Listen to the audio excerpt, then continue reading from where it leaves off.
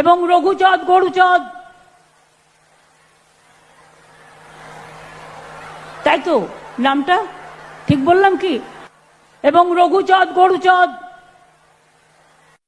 জয় হোক, জয় হরিচাঁদ ঠাকুরের জয়, জয় গরুচাঁদ ঠাকুরের জয়, জয়।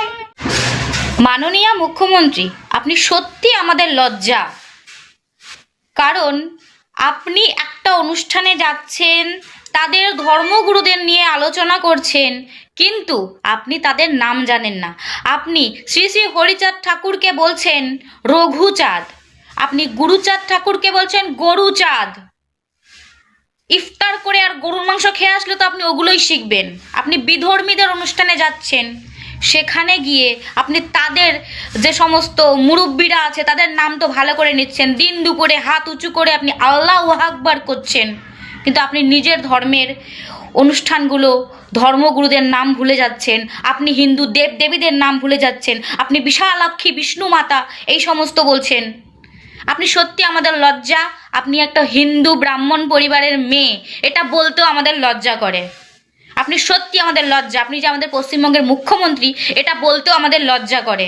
আর কোনো অনুষ্ঠানে গেলে একটু পড়াশোনা করে যেতে হয়। আপনি একজন ভুয়ো ডিগ্রিধারী মুখ্যমন্ত্রী, সেটা আমাদের জানা আছে, কিন্তু কোনো অনুষ্ঠানে যখন যাচ্ছেন, তো যেখানে যখন বক্তৃতা দিচ্ছেন, তখন আপনাকে একটু পড়াশোনা করে যেতে হতো।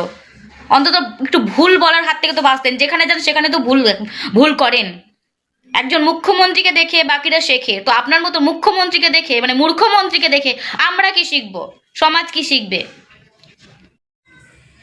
আমি মতুয়া সম্প্রদায়ের লোকেদের বলতে চাইছি, যারা এই ভিডিওটা দেখছেন এবং শ্রী শ্রী হরিচাঁদ ঠাকুর এবং গুরুচাঁদ ঠাকুরের এত বড় অপমানের পরেও যদি আপনারা মুখে কুলু এঁটে বসে থাকেন, তাহলে ভাবতে হবে আপনারা আপনাদের সম্প্রদায়কে সম্মান করতে ভুলে গেছেন এবং আপনারা আপনাদের গুরুকে সম্মান করতে ভুলে গেছেন।